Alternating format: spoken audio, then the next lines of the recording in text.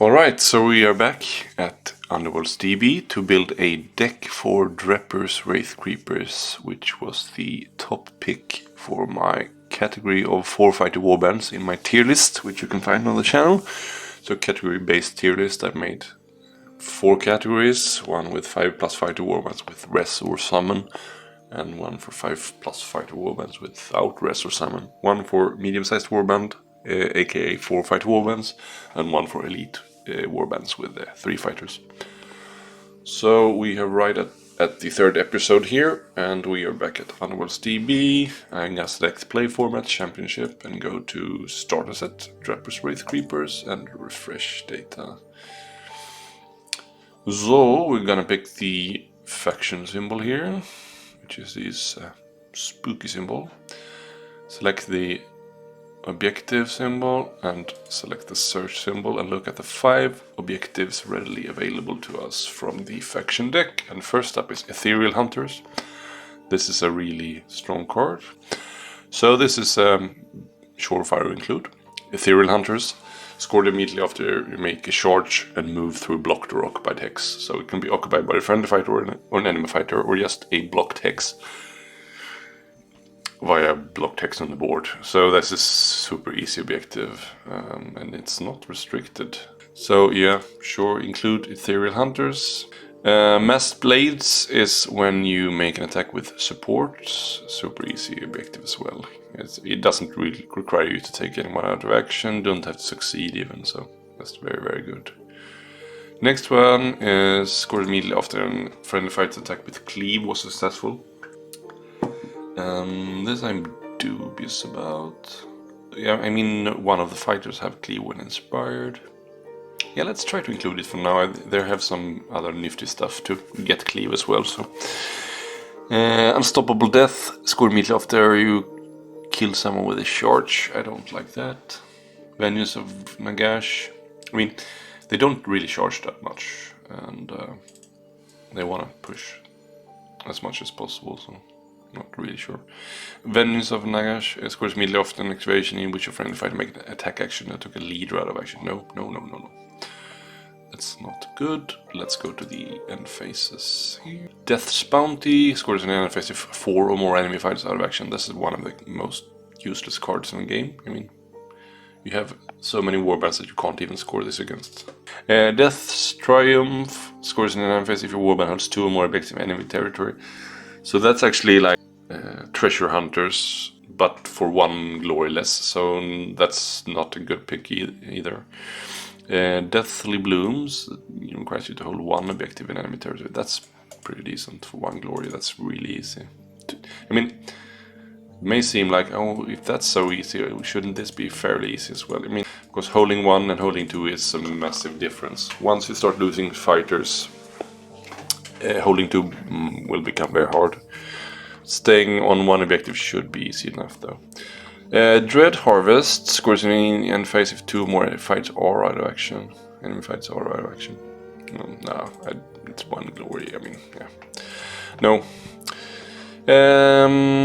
We can find better stuff. Inevitable Advance scores an end phase if each surviving friendly fighters 1 or more charge or move tokens. I'm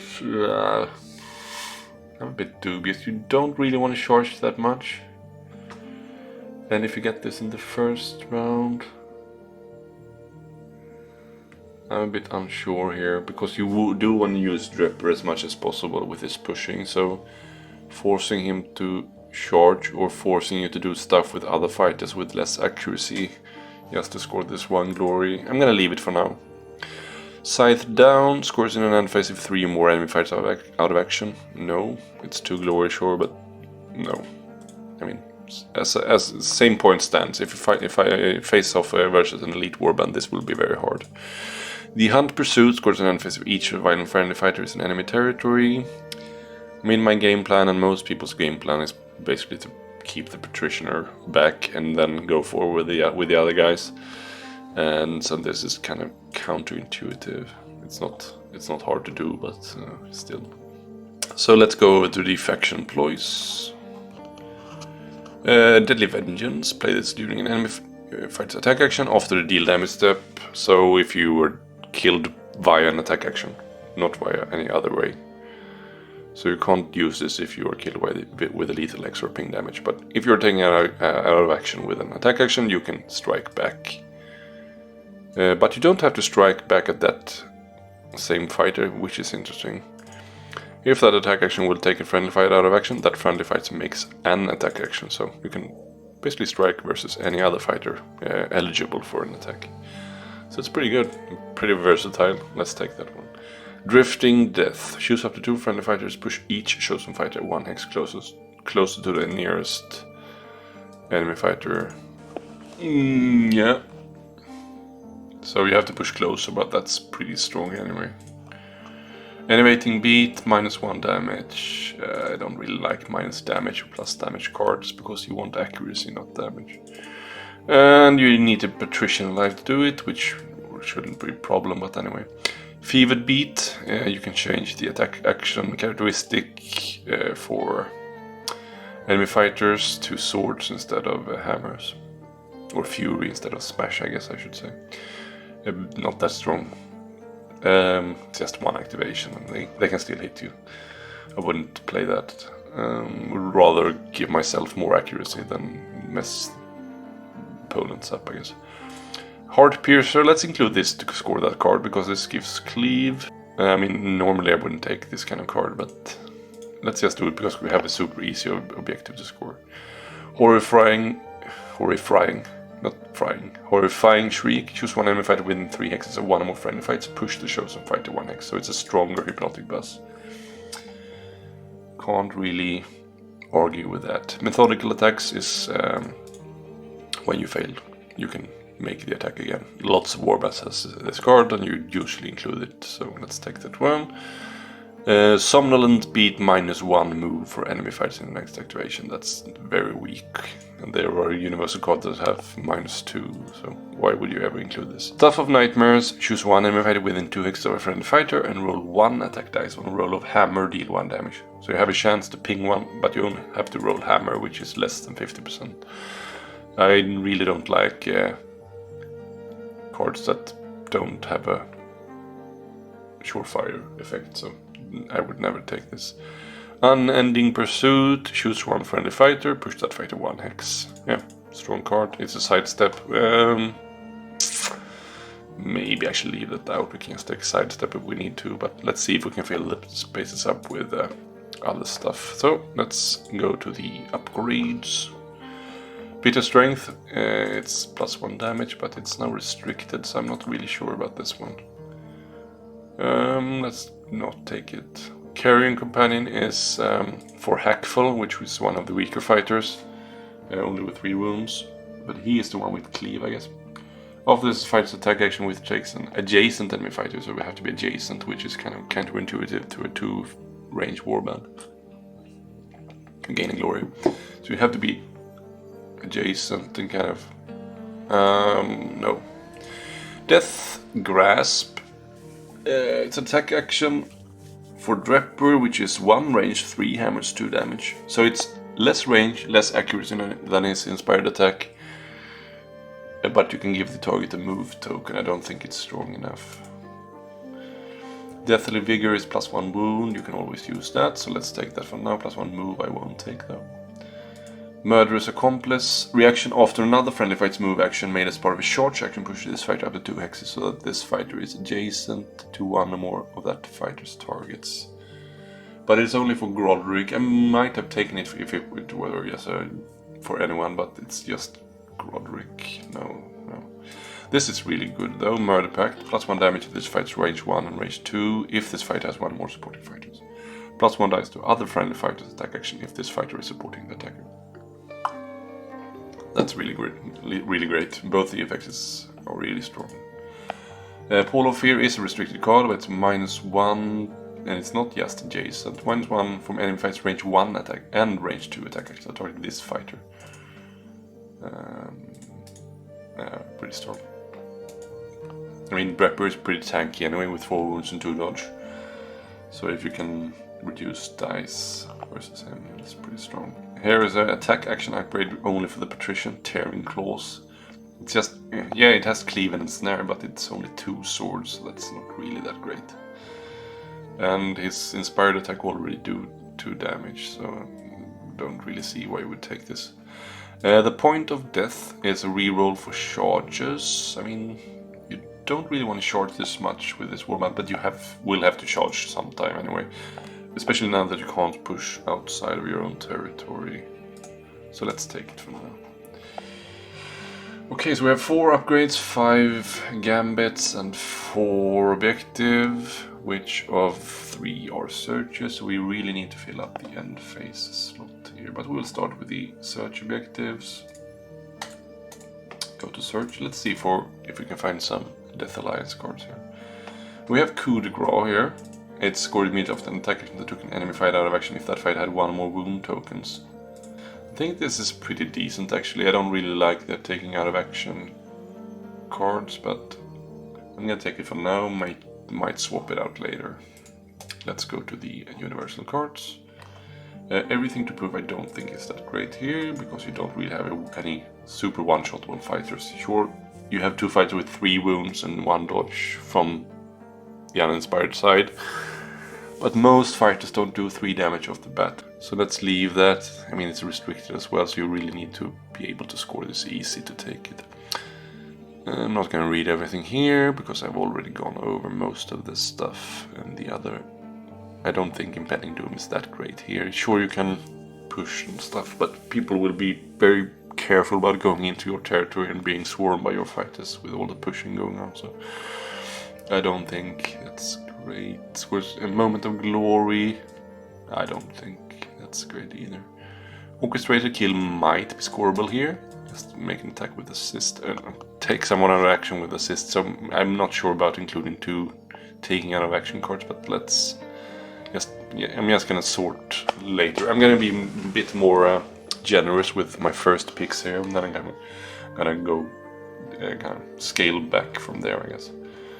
I'm just gonna pick a lot of objectives that I think are decent. I do think Silver Lining is pretty good, but I don't really plan to include stuff that makes me card draw here. Search of Aggression will not be included either.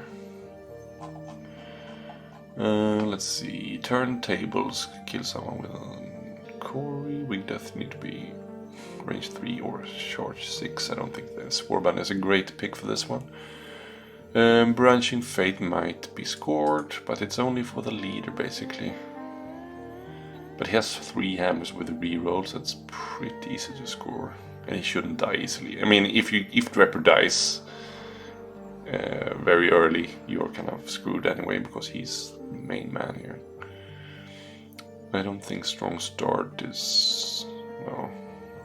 I think Strong Start is a good pick for warbands that have like 4 wounds on everyone, and especially something like Wormspat that has the damage reduction as well. I think that's a really great card for them. Contest of Equals. I mean, we don't really have that much restricted as of now. We have 1 Pall of Fear. Might include a Duel of Wits. Let's take it for now. Horrors in the Dark. 2 or more friendly fights in combat access not in your territory.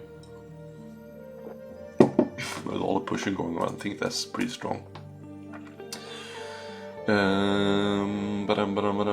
Reckless Swing, unequal contest might be scoreable here. I don't think anything else here is really that great. Okay, so that's what we have. So we have 9 searches now, so we need to scale back from that. So we plan on using the Piercing Blow, and I'm gonna stick to that.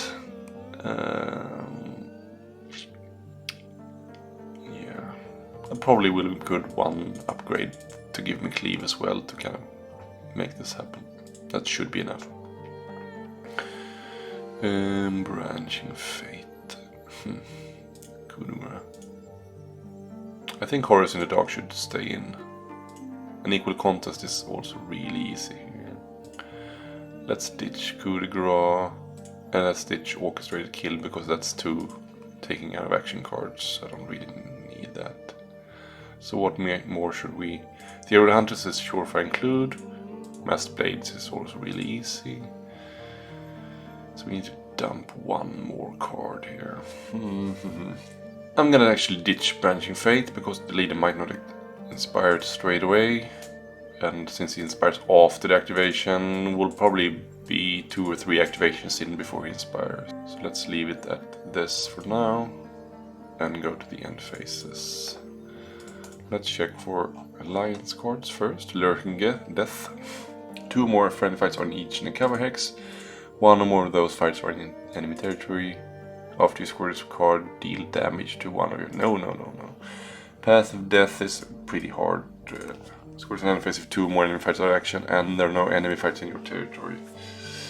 Or no one's territory, so it needs to be both of those territories.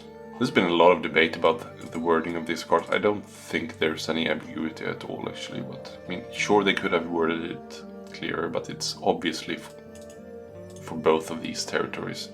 I mean, this is a very clear hint. It's 3 glory. That's a 3rd end phase glory kind of a thing.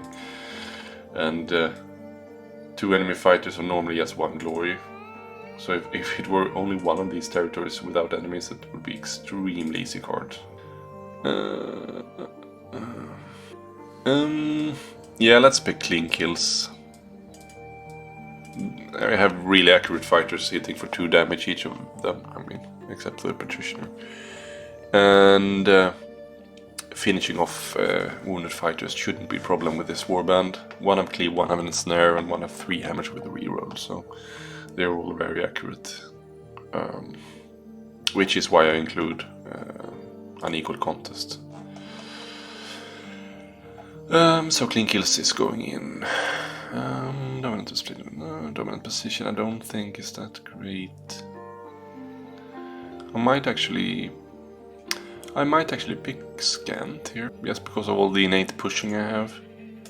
And I also have some great push cards in the Ploy department, so maybe I should actually try to go for that. I do think Fearless Seekers is scoreable though. Feature tokens is just much easier to be on than 2 objectives. So put your Gloom token forward and this should be scoreable. 2 surviving fighters should be fairly easy to have. So let's take Fearless Seekers here. Path to Victory, no. I mean, Path to Victory isn't too shabby. I think Wasteland can go in. You're probably not gonna flip anything in your own territory here. And you don't really need to flip anything forward either.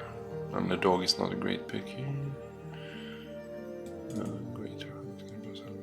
Season of Famine. What do we need? We need 1 more end phase here. Okay. So how much total glory do we have? 14, so we'll probably need to go for 16 glory here. This is pretty easy. Your leader has 1 more charge token and is in enemy territory, or 1 or more, and 1 or more enemy fighters are activation. I don't really like the fact the banking on enemy fighters being out of action, but 1 is probably not that hard. So I'm gonna just keep this in mind and go forward here a bit. Yeah, let's try with that. Make a path. Your leader has 1 more charge token and is in enemy territory. That should be very scoreable. And 1 enemy fighter out of action. Okay, so 15 glory, but that's probably decent actually. So we have 3 end phases with 1 glory and 3 with 2. That's probably not too bad.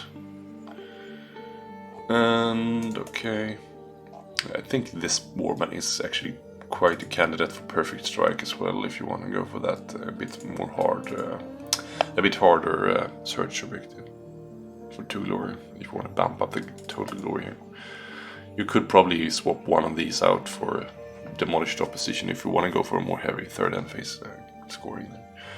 But I mean, 15 glory isn't too shabby. I don't think you should go lower than 15 ever, but since it's 15 fairly reliable glory, I think it's okay. So let's see. I think partials should go in here as well. Partial resurrection. Maybe we should actually include Swooping Shadow, because that also gives cleave for the first. I mean, I feel like I'm investing too much in the cleave here, but let's do it anyway. I mean, you can certainly have worse things than cleave, so. I think now that we have 2 ploys that give cleave, you don't need to pick an upgrade that gives cleave. So it gives ensnare as well, which is neat. So both cleave and snare. So yeah, I'm just gonna read the card here. The first attack action made by friendly fighter in the next activation step has ensnare. If that fighter is flying or a hunter, which I am, that attack action also has cleave. So I get cleave and ensnare for the next attack, which is really nice. Okay, so that's it for the Grand Alliance death cards. Let's check for the universal cost. Let's just go over what we have and kind of evaluate what we need here. So this is the kind of make an attack if you're taking out of action. This is choose a push. This is cleave.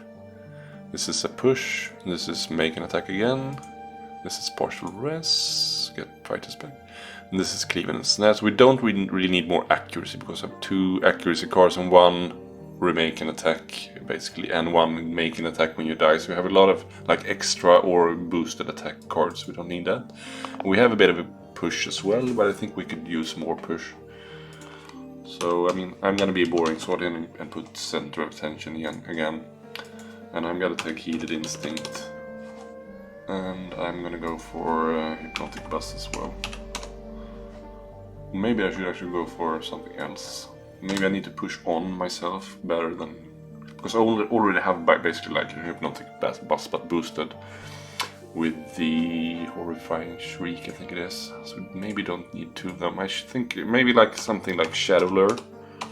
But isn't there a card like pushes 2 onto an push 2? Here, Cover of Darkness. Push 1 friendly fighter up to 2 hexes into a cover hex. That's a great way of scoring horrors in the dark. And Scant, and Deathly Blooms, and Fearless Seekers. So I think we need those kind of cards there. Okay, so let's go to the upgrades here. What do we have? We have wound, we have extra damage and dice, we have minus dice. So we have a bit of defense here, we have defense there, we have accuracy and damage there, we have re-rolls there, so also accuracy for the charge. It's kind of hard to get accuracy for range 2, so probably not going to get lots of that. But I will actually take the card that lets you re-roll when you're in cover, because I think that will be a great thing for these guys with all the pushing going on. Where is it? Master of Shadows, I think that's a great card here. Maybe Terrifying Shadow is also a good card here. So it doesn't cost any glory. It's -1 dice from attack action. The target is fighter while this fighter in cover hex. Yeah, let's pick that one. I think we could get a lot of mileage out of that. I mean, unless you push too much. And so we probably need another wounds upgrade. So let's go for Great Fort here, I think. I'm gonna pick the Silent Helm because always think the Silent Helm is great for warbands that have 2 defense to start with. Super strong. I do think I rarely think it's worth taking all the silent cards. Just give up too much versatility from other cards, but I do think the Silent Helm is always a good pick. We do need 1 more damage card. Go for Great Strength. Because I do think Great Strength is better pick than Glory Seeker here, because we need to finish off 3 wound fighters as well, and Glory Seeker doesn't really do anything for that. So now we have Murdered Pact, but that's only if you have support, and we have Great Strength. I do think we need 1 more damage card if we are to finish off. I think we should go for Glory Seeker as well. So we have Pall of Fear, Great Fort, and Deathly Vigor and Silent Helm to help us, and Terrifying Shadows to help us in the defense. That's 4 defense cards basically. We have Murder Pact, Point of Death, Glory Seeker, Great Strength, and Master of Shadows to aid us in attack. Don't really have any upgrades that pushes, which is a bit sad. Maybe I should get rid of the Terrifying Shadows, because in hindsight we have a lot of kind of push stuff here, and as soon as I'm choosing a fighter, this will go away. So this might actually hinder me to push on to stuff. So I'm gonna get rid of this one and put Soundless Step instead. because I do think we need to make sure to score all those cards we pick here with rely on getting onto stuff. So yeah, this looks pretty good. I'm just gonna see. Oh right, so we have actually now 4 restricted now, so we need to do something about this. So which one of these do you need least? Scan, contest vehicles, partial res, or pole of fear? I'm gonna get rid of Scant and see what I can find here. I think Scant is the weakest of the bunch, just because a lot of people expect Scant. So let's just see what we can find. Maybe we should be a bit bold here. Something a bit more steep. We have at the moment 13 glory. I think we won fighter too many to score Unafraid reliably, but I really like that card otherwise. Let's be a bit bold here and take one. I think, I mean, if you want to win big, you should probably have one card that is a bit harder than everyone else's. You should have one card that actually is a bit risky. You need to take some risks in this game, so let's go for absolute dominance. It's basically like demolish the opposition, because there can be no more than one enemy fighter, but this can be scored already in the second phase as well. I mean, won't be scored in the first unless you're extremely lucky, but so let's just take that one and be a bit bolder and bump up our total glory to 16. I think especially now that you can actually mulligan your starting hand, it's not that great a risk. You should be able to have 2 surviving fighters at the end of the game. I mean, I think this is interesting. So I actually practice built a deck before this video, and it didn't really end up the same. So I think it's just really a learning process to do this kind of videos to see where you end up, and it's kind of interesting that you don't end up in the same place every time. So we do have our 3 restricted cards here, which are contest of equals, partial res, and pole of fear. I don't have any complaints there. So our searches: charge through blocked, make an attack with assist, make an attack, successful attack with cleave, which we have 2 cards and a fighter to aid us doing. Contest of equals, Horse in the Dark, 2 fighters on objectives, or 2 fighters on cover hexes not in your territory. So it can be in no man's land, so it should be really easy to score. Unequal contest. Yeah, only successes in a successful attack. It should be easy when you have 2 hammers for everyone. And absolute dominance, clean kills, wasteland, deathly bloom, sole objective in enemy territory. Fearless Seekers, 2 feature tokens in enemy territory, make a path, leader in with a charge in enemy territory, and 1 or more enemy fights out of action. Should not be that impossible to score. Push via Heated Instinct, so possibly 2 with a Silent Helm, but most likely just 1, but still decent. Deathly Vengeance. Make an attack when you are taking an action. Push 2 to the closest enemy fighter with 2 fighters. Push 1 with 2 fighters. Heart Piercer, cleave, next attack. Horrifying Shriek, push an enemy fighter within 3, so stronger hypnotic buzz. Methodical attack, make an attack again. Center of attention. Partial res. Swooping Shadows is cleave and ensnare. For the next attack, Cover Darkness, push 2 into a cover hex, or Gambits cannot deal damage until the next power step, but yeah, that's not really that strong. I mean, that's good setup for partial res actually. So if you are going next, then so you have the priority in power steps, so you play this card first. Gambits cannot deal damage, and then the opponent plays something, and then you play partial res, and then they can't ping you to death if you kind of afraid of that happening. That's pretty interesting. So make sure you can use the fighter. I mean, that's pretty interesting actually way to use it. So it might actually be usable in the first way as well. But I think they're pushing 2 into a cover hex is very, very strong.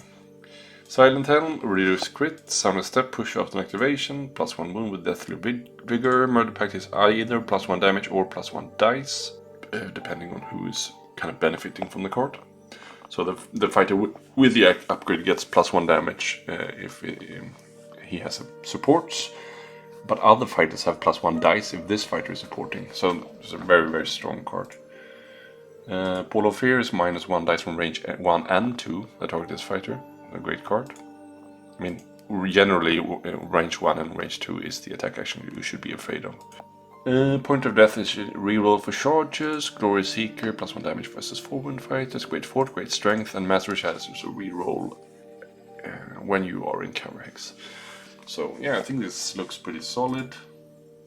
Could probably tweak the end phase a bit. I'm not super confident about this, but I think this looks fine. So I'm just gonna save this one. New deck. DREPUR'S WRAITHCREEPERS. Tier list deck. Right. So, hope this was interesting. And see you next time when I build a deck for Ribbas. Yeah, this will be the last one. So yeah, take care. Don't forget to subscribe to our channel and click the notification bell as well.